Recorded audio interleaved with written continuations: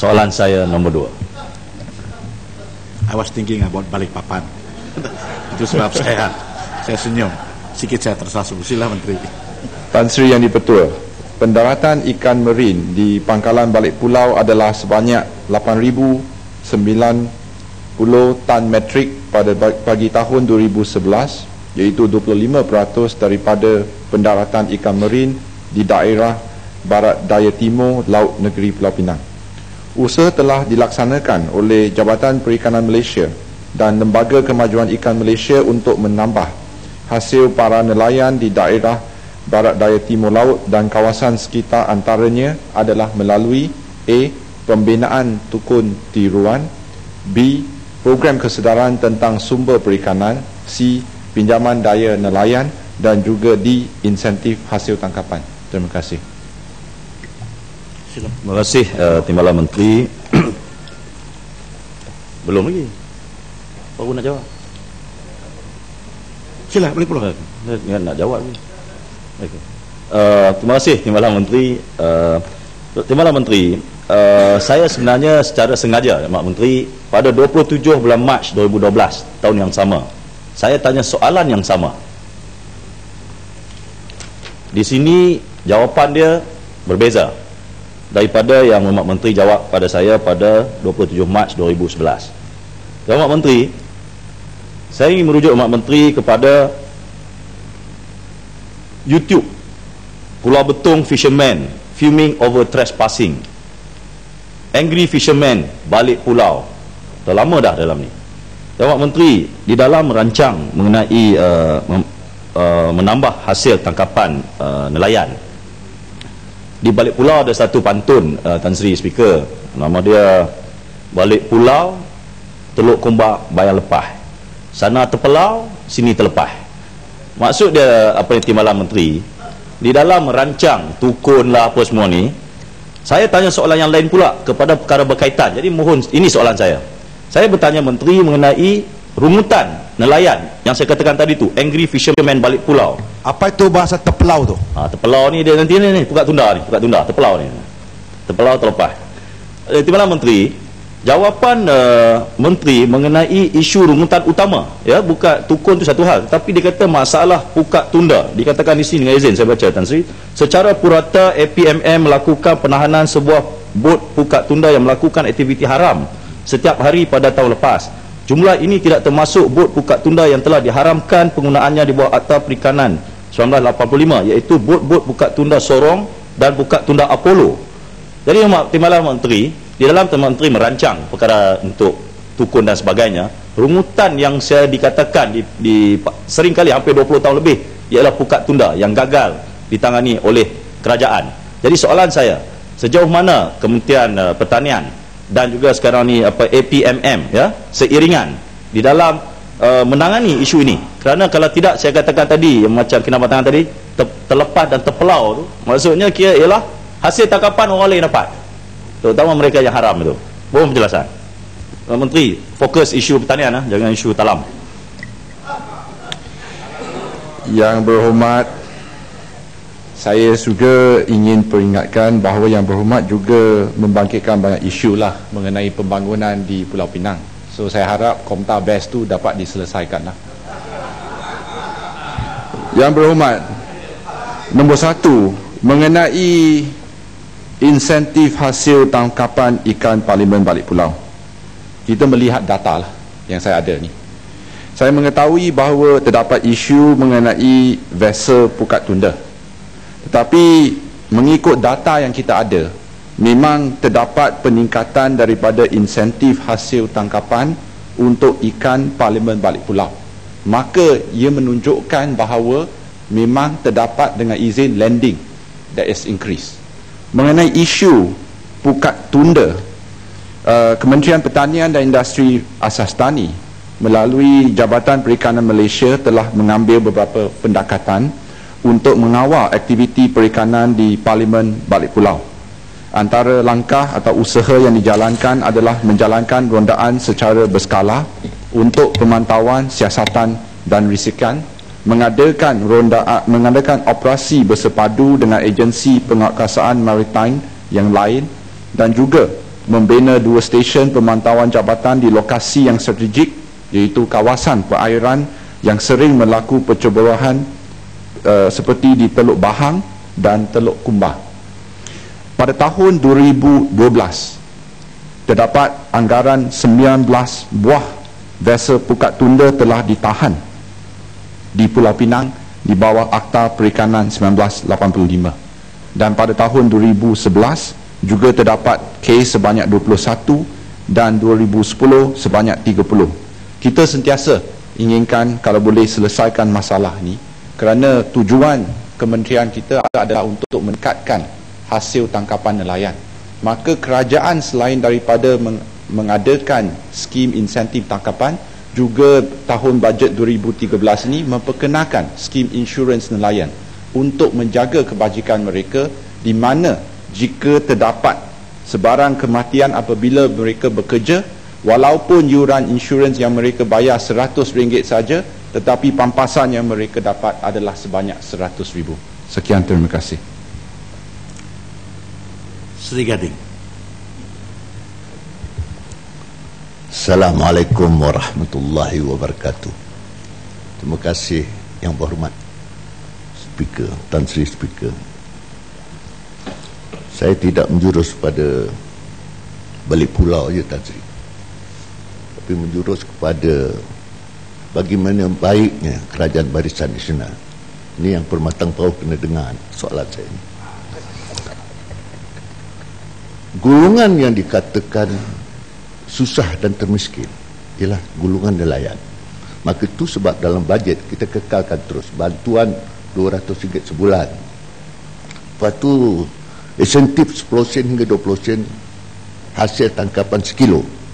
Persoalan saya tadi, apakah Kementerian sadar kita insentif 10 sen 20 sen ni nombor satu kerana nak menambahkan tangkapan ikan untuk rakyat negara kita supaya tidak terkeluar daripada negara kita. Itu satu kebaikan kepada kita. Yang kedua, kerana nak membantu benar-benar selain pada 200 kepada nelayan.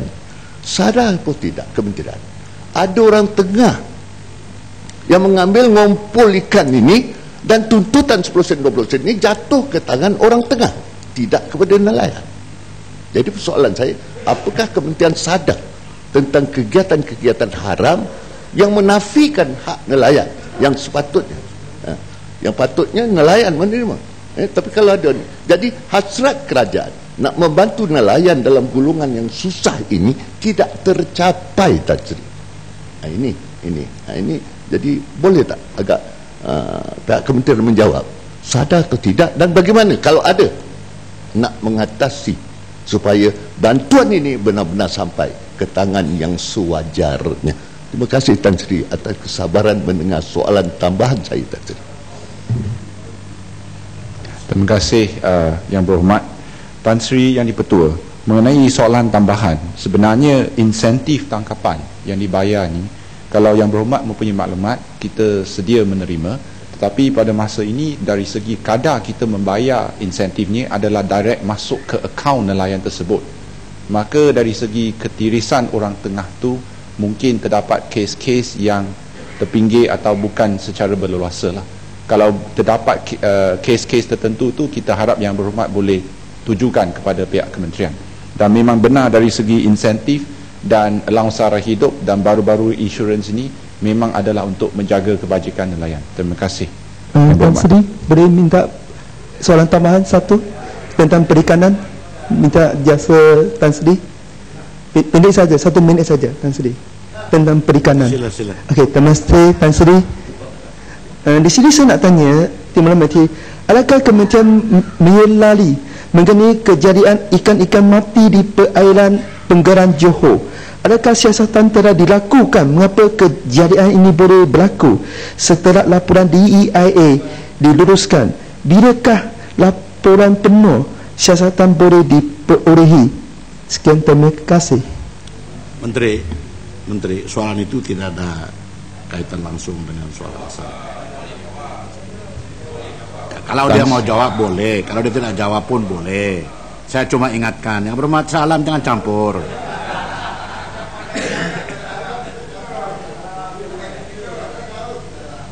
Tan Sri Yang Dipertua, terima kasih atas soalan tambahan yang ditujukan mengenai isu pengarang.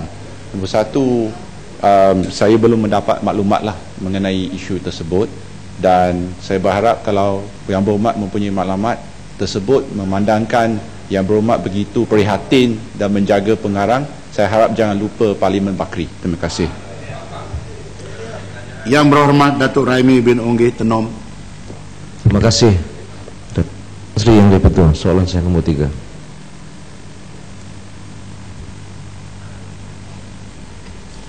Assalamualaikum, salam sejahtera dan salam satu Malaysia.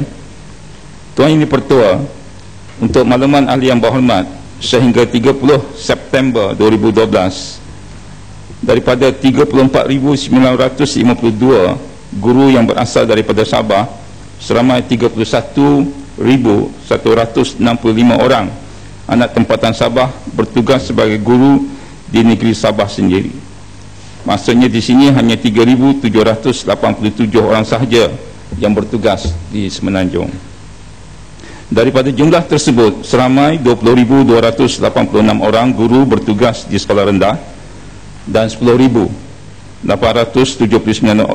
orang guru di sekolah menengah seluruh negeri Sabah. Guru-guru tersebut ditempatkan di seluruh negeri Sabah mengikut keperluan option dan perkhidmatan sama ada di bandar, luar bandar dan juga pendalaman. Tenom. Terima kasih Tan Sri Yang Dipertua. Terima kasih Timbalan Menteri atas jawapan tadi. Tan Sri Yang Dipertua, kita melihat bahawa hari ini tugas guru bukan sekadar untuk mengajar ataupun membimbing kepada para pelajar, tapi kita lihat hari ini Tan Sri Yang Dipertua tugasannya iaitu lebih mendorong ke arah multitasking dengan izin. Lebih-lebih lagi bagi mereka guru-guru yang mengajar di pendalaman di negeri Sabah. Soalan tambahan saya Tan Sri Yang Dipertua, setakat ini di mana perkembangan terkini iaitu ura-ura untuk memasukkan allowance pendalaman guru-guru iaitu P1 dan juga P3 yang di antara 500 hingga 1,500 yang diberikan kepada guru-guru yang bertugas di 350 buah sekolah di kawasan pendalaman negeri Sabah. Dan saya juga ingin tahu Tan Sri Dipertua jawapan daripada kementerian berkenaan dengan perbezaan allowance perumahan wilayah, di mana guru-guru di Semenanjung dan juga Sabah, mereka bertugas sama ada di Semenanjung ataupun di Sabah.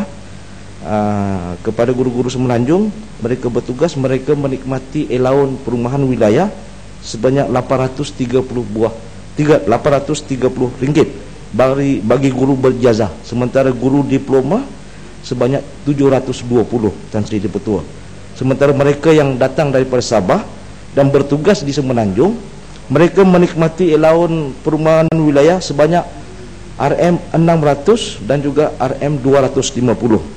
Jadi kita lihat perbezaannya begitu ketara Tan Sri Yang Dipertua. Dan kepada guru-guru daripada Sabah yang berkhidmat di Semenanjung, kalau dilihat standard of living di Semenanjung, kalau kita ambil kira faktor di bandar dan di Sabah dan juga di Semenanjung, begitu ketara sekali. Jadi saya minta kepada pihak kementerian supaya melihat perkara ini supaya dapat diberi kesaksamaan kepada guru-guru yang bertugas sama ada di Semenanjung ataupun di Sabah dan Sarawak. Terima kasih Tan Sri Yang Dipertua. Terima kasih Yang Berhormat. Untuk makluman Yang Berhormat, hingga setakat ini kita tidak ada sebarang rancangan untuk menghapuskan allowance pendalaman, ya, sama ada P1, P2 ataupun P3. Walaupun kita sedar ada juga setengah tempat-tempat tersebut, contohnya P1 sebenarnya sudah pun kalau dilihatkan dari segi kemudahan yang diterima, sudah ada jalan raya masuk ke situ, tapi masih mereka kekal menerima allowance P1 ini, ya. Tapi apa yang disebut oleh Yang Berhormat iaitu bahawa ada cadangan untuk menghapuskan allowance pendalaman ini sebenarnya memang tidak ada. Dan untuk makluman bahawa kebanyakan sekolah-sekolah di pendalaman ini adalah sekolah-sekolah SKM. Seluruh negara kita ada lebih kurang 2,071 sekolah kurang murid sebenarnya, dan kebanyakan daripada sekolah-sekolah di Sabah